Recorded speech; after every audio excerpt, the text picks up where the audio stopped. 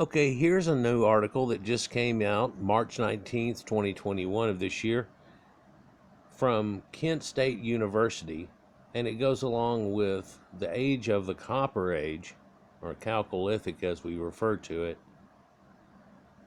and Michigan copper, and somehow they make a connection. This right here is replicas that are made of arrowheads and knives, scythe that's right here that's attached to a deer antler. It looks by copper wire, by the way, and then there's some copper trinkets attached to it and some bird feathers. And up in the top part there we can see that there's some tusks, perhaps of a boar. If we went a few thousand years before this, that could have been cave bears and even saber-toothed tigers. The shafts are well made on this, but of course this is a modern replica of it, but they've found shafts that they honed to the point that they were pretty good. But you also had weapons that you would realize how they flew. Each independent arrow, if you could retrieve them over and over again, you would real quickly understand how it flew compared to other ones and try to use that in your flight. Almost like if you had a rifle that was a little off every shot, and then you knew due to what bullet you were using, you had a trajectory to it. That's another point of view. But up at the very top there you see a pounding boulder, and if you'll look at these heads here that are drawn in the spearheads, they have dents that are all done in them, and it almost looks like a flaking, like would have been done in Flint. And we are near Flint, Michigan, but no, we're up here towards the copper area, as they refer to it, land of copper, and they have those dents along the edges. Now she has shaved the edge of its darkness that's onto it, and so they look like they're fairly well honed, but it's believed that what these people would have done was it would have dented the edges of this and beaten it out flat and very thin along that. And because there are beatings done on both sides of it, it almost mimics the way that arrowheads are done, and that's how you get a sharper point. And then you would cleave along it and sharpen it up to a point. But there's a problem with using just raw copper as opposed to bronze and so on. But most of these copper artifacts that they find look much like that lump you see on the far left or up in the far right of the spearheads, where it's all just oxidized and turned over into that turquoise green color. And so it goes away real rapidly, and it eats into it and it pits it and it goes away. But they found remnants of such, and this predates or redates the Copper Age as we know it, going from these mines here. Now we know that much later it seems like that there is a lot of this purified copper that's pulled out of there. In fact, we did a video on it just earlier this year, and the wreck of the Abruptly, and how it has all of these ingots that are shaped like a skin, that are well known, and that all these different cultures are connected to, even with their gold work and making these golden fleece type ideas. But yet they're made out of a copper that has a purity level that you can only find in one place that we know of, unless there is this unknown mine all in the middle of all this place over in the old world, for it's over in the new world in Michigan. We make a few connections off of that, but there's this scythe and so on. And let's just get into this and I'll elaborate a little bit more. Ancient Native Americans were among the first coppersmiths. Again, this is out March 19th, 2021. About 8,500 years ago, hunter-gatherers living beside Eagle Lake in Wisconsin hammered out a conical 10-centimeter long projectile point made of pure copper. The finely crafted point used to hunt big game highlights a New World technological triumph and a puzzle. A new study of that artifact and other traces of prehistoric mining concludes what is known as the old copper culture emerged, then mysteriously faded far earlier than once thought.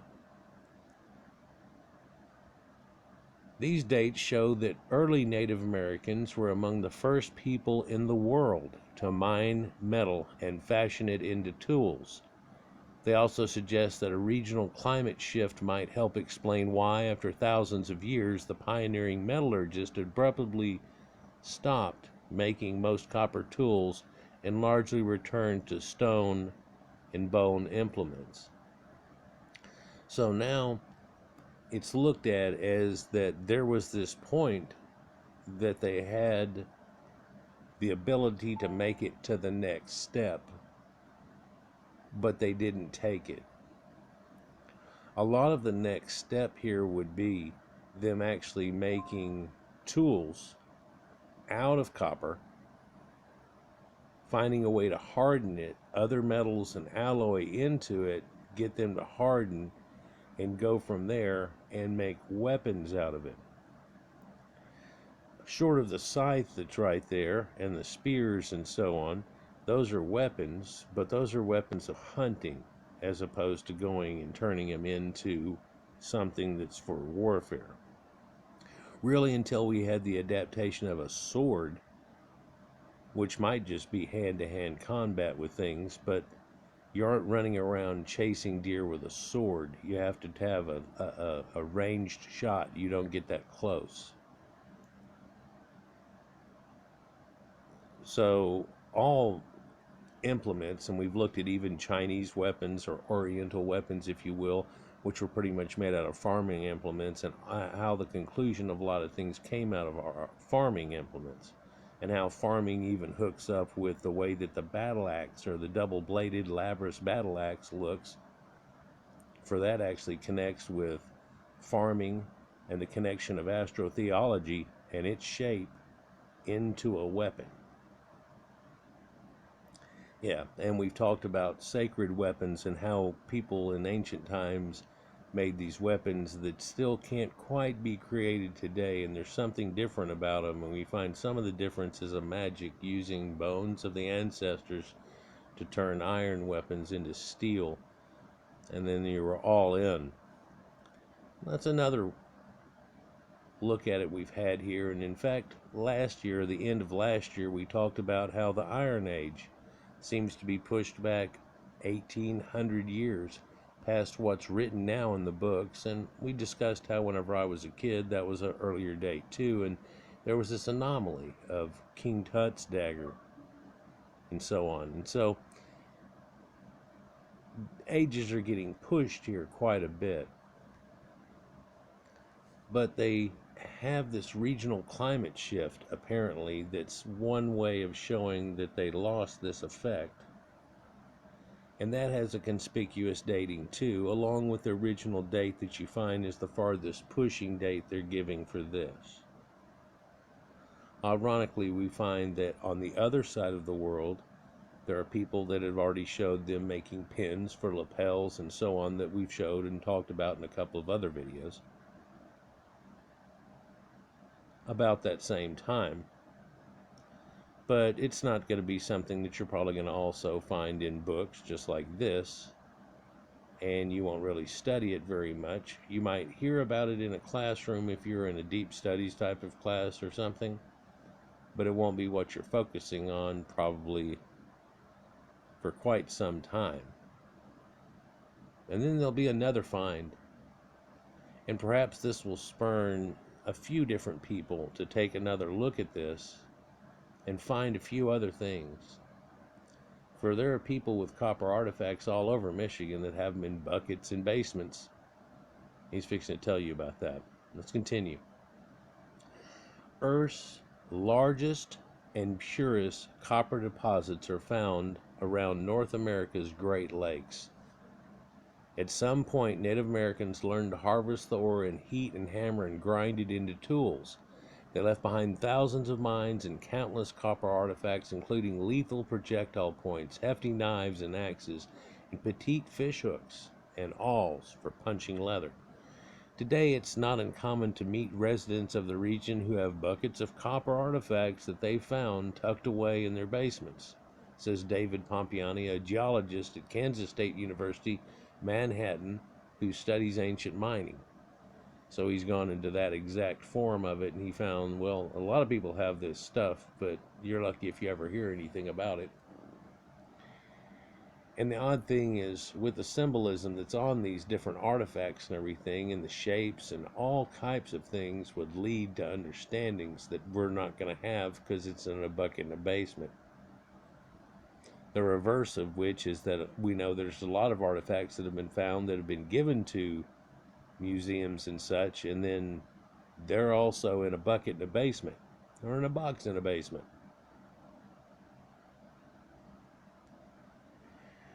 When researchers began to date the artifacts in mines, they saw a perplexing pattern. The date suggested the people of the old copper culture began to produce metal tools about 6,000 years ago, or 4,000 BC. And then, for reasons that weren't clear, abandoned copper implements about 3,000 years ago. So they only had a stretch of about a few thousand years. A lot of people gave it credit for about 1,800 years and so on, but then, of course, dwindling edges isn't like they're really happening. After that, early Native Americans used copper mostly for smaller, less utilitarian items associated with adornment, such as beads and bracelets, pins.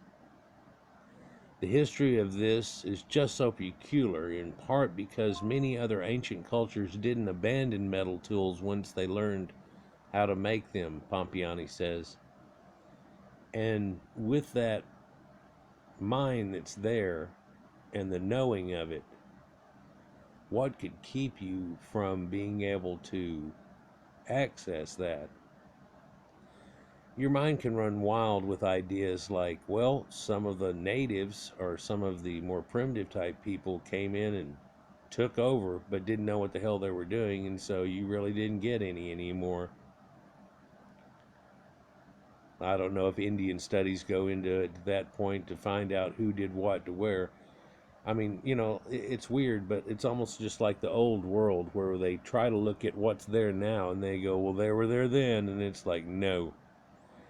They weren't even there whenever we first came to the Americas. They were over here. This was people, hey, let's get an understanding of who went where. And these people weren't all connected. This is not some homogeneous society in any way, shape, or form.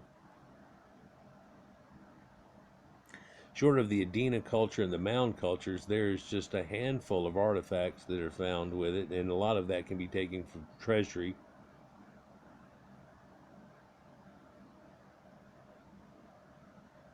What's peculiar is they got it going. Well, he's going to tell you, no, it doesn't date to 5,000, 6,000 years ago, and then fall off at this end point here. It does stretch, only with certain artifacts, but it stretches back with the same type of objects much earlier. About 10 years ago, Pompiani began doctoral research, or his PhD, that cast doubt on the old copper timeline. Ooh. He extracted sediment cores from lake adjacent to prehistoric mines on Michigan's Keweenaw Peninsula and Isle Royale, and measured trace metals in the cores, including lead and titanium, that had been released by processing the ore. The analysis showed copper mining began about 9,500 years ago in some areas, some 3,500 years earlier than once thought. It also ended earlier, about 5,400 years ago, and Pompiani reported in the Holocene in a paper in 2015. So about 5,400 years ago, it's about 3,400 BC, but that's when we're looking at the feeding on the place for the copper that leads into the Bronze Age and fed it somehow. So you wonder if the people that took over or whatever ended up being somebody different, or if there are people put in place. So a lot of thought can go into that. But So these trace metals that they found, that's actually from mining it and turning it into objects, have been in the strata, found in concentrations going back 9,500 years ago, and now we're reaching on the end of the Younger Dryas event area time, and these people having copper at that point. Now, a team led by Pompiani presents new evidence for the revised timeline. The researchers used modern methods to reanalyze 53 radiocarbon dates, including 8 newly collected dates associated with the old copper culture. Some came from wood or cordage still attached to spear points. Others came from charcoal, wood, or bone found at mines and human burials. The oldest reliably dated artifact turned out to be the 8,500-year-old projectile point found in Wisconsin. Other dates supposedly go back older than this, but they don't want to say that reliably dated, like it could float in a few areas. So now we can see this weird cordage that's kind of like, I don't know, if you make macrame and stuff out of, or it's wrapped around here, and then there's this glue type made sap that's holding this together, attached onto its points. Little dent in right here on this one, but not really most. But you know, arrowheads seem to have that little dent that's right here, and even spears that's right here and right here. And of course it's not sharpened right there, so it doesn't cut into the thing that's holding it tight. And you can see that in all the old arrowheads. Because these are recreation, perhaps that little ornament is left out, or the first points they find, they don't necessarily see that with them, but probably not sharpened in that area, only in the first front crest there around it, with the penetration of the object, where it's really concentrated on, right? So, pretty neat here. But going back 8,500-year-old projectile point, so 6,500 BC. But let's read on. This month in radiocarbon, the team reports that the most reliable dates combined with the sediment data indicate the old copper culture emerged at least 9,500 years ago. So that's 7,500 BC, and peaked between 7,000 and 5,000 years ago. And it makes it at least as old, as perhaps older than copper-working cultures documented in the Middle East, where archaeologists have documented a copper pendant believed to be 8,700 years old. Pardon me. And we talked about that in a few different ones. In fact, it's like a pin lapel type thing that would have held on garments, and or a nail type thing, or an awl, or along these ideas. But there's been found the remnants of copper that must have been worked copper, but now it's just a green blurb in the ground in quite a few places. In fact, some of the early red ochre sites that have been found that had concentrations in little areas, the people thought that they had some iron with them and it eroded away like rust, and that's what we have here. And no, you get with all these other people and finding all these older burials, and that's cinnabar and red ochre. There's a symbology that goes with that carries all the way through to a modern time. It's not really connected to that idea. But then the copper findings that people do, you can't just write that off as something different. People are scratching around, finding copper and scratching all the blue-green off of it, and you're going to use it like paint, but then they keep it in concentration in a little bag or something, and then whenever they die, it leaves it in that one little spot, and they're just collecting green crap because it's pretty, like a bird. In laboratory tests, replicas of old copper culture arrowheads performed about the same as stone arrowheads, and that might be why old copper culture people ultimately abandoned copper points after using them for thousands of years, she said. So now the older window for copper's peak doesn't surprise archaeologist Michelle Bebber of Kent State University, who has studied the culture. The dates confirm that hunter-gatherers were highly innovative, and she says, then willing to regularly experiment with novel materials. Well, carrying over a couple of thousand years here is not like experimenting. In fact, they didn't experiment to a next level with it. At least over here with this type of copper, they weren't doing advanced things with it and taking it to the next level. In fact, it turned around into adornment, much like we would think of gold being used for a culture. And it's so soft. I mean, you would think about, well, gold spearhead, that's got to be incredible. You know, really not. You've got to alloy the hell out of that because, man, it'll bend. Even a glancing blow will just bend the end of that like crazy. Gold is softer a little bit than copper here, but they have no way of hardening it at this point, and there's no alloys going on. And people are taking it from this and alloying it later, but keeping it as a concentrate of the strong, straight copper. Why did the ancient copper experiment abruptly end? Bieber's work replicating old copper-style arrowheads, knives, and awls suggests they weren't necessarily superior to the alternatives, especially after factoring in the time and effort to produce metal implements. In controlled laboratory tests, such as shooting arrows into clay blocks that simulate meat, she found that stone and bone implements were mostly as effective as copper. That might be because Great Lakes copper is unusually pure, which makes it real soft, unlike harder natural copper alloys found elsewhere in the world.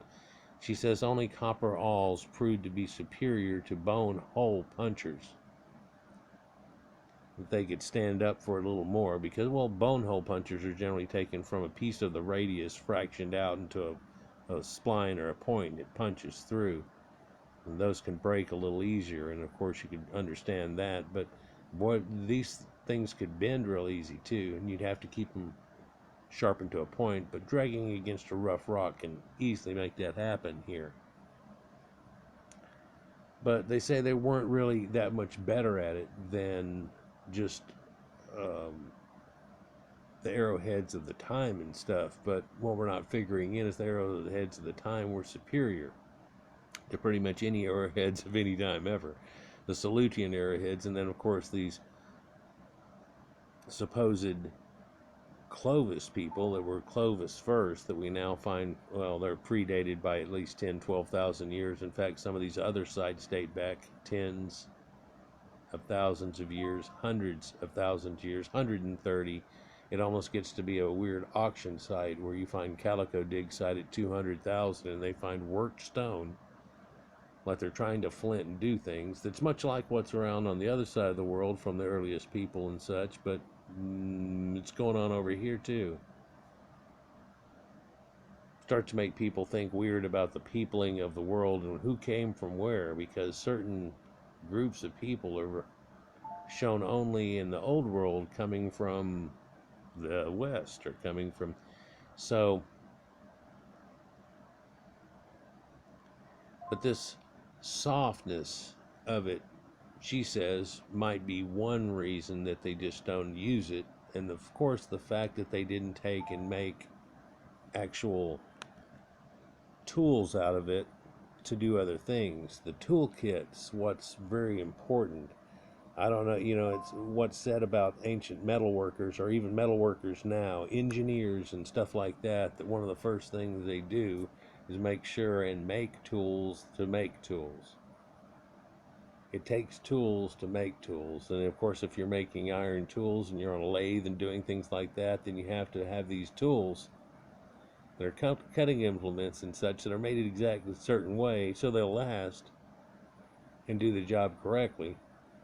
And so you have to make tools to make tools. The same thing is done with the flint in a different idea, so that should be carried on, but it didn't get carried on necessarily. Pompiani has identified another potential contributor to old copper's fade out about 5,000 years ago, or 3000 BC. The sediment cores, tree ring data, and other evidence suggest a sustained dry period struck the region around that time, he says. It could have fueled social and ecological disruptions that made it hard to devote time and resources to making copper tools.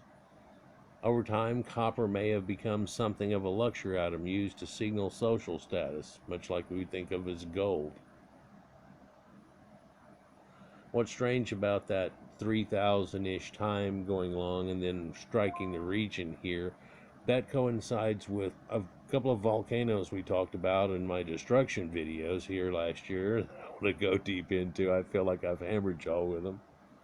But also would go along with Burkle Crater's timeline fairly well.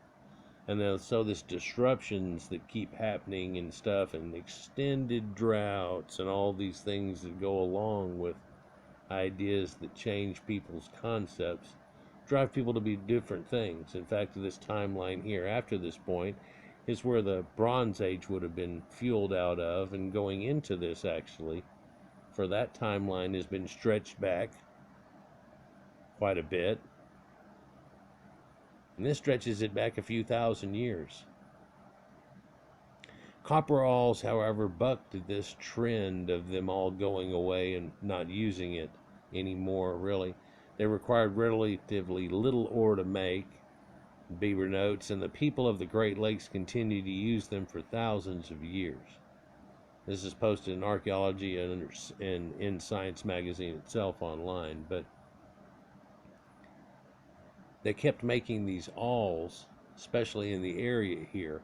In another article related to this, they show an area that's encompasses Michigan and blurbing down over into a Mississippi area, but only two and a half, three state area, and kind of blurbed over it. And strangely, in the picture, it doesn't show the Edina culture or the Mississippi mound cultures or anything that goes along with that. But copper awls, they required little ore. Well, one would think that if they had any artifacts that they were keeping sacred from way back when, because they didn't even know where it would have been farmed for. You can think of things getting passed down due to different circumstances and then them not knowing even where it came from. And perhaps not having a way back or to get more. And so it's kept over time, long periods of time, generation after generation perhaps. And perhaps things that were armbands and so on kept getting remade into other artifacts, and they kept needing awls. And so slowly over time, a lot of the other artifacts and the armbands and all the little decorative ornaments also got turned into awls, if you think about it. But that's just a trend that they notice in it here. But there's another trend we want to notice, is that all of a sudden science keeps showing us that things go back much earlier than previously dated. In fact, this copper culture emerged at 9,500 years ago, and makes one wonder if we could pinpoint not where it was happening, but where it began to happen. For, there's that famous statement I use in a lot of my videos where this is the earliest found. It's not the first, it's the earliest currently found. For if we found a few more connectives here, we could connect them back before they ever even came over to the Americas. And perhaps them having a knowledge of this product that they can't see in front of them, and somehow passing through the ages, they understood whenever they ran into this large mark that this was something like it, and started doing it again. Or was there another influx of people just a little bit later that had actually created this with it, and that working together acquired both of them some knowledge that only one of them carried on much later, because they did make tools and all kinds of things out of it. Strange here. A lot of questions more than answers pretty much in some areas, but it does also make connections. Waiting for another paper to come out on this and other connections, because quite often when some realism like this comes out, it'll spur somebody on to show some more. Like, share, and subscribe, and enjoy. Put some comments down below. Peace.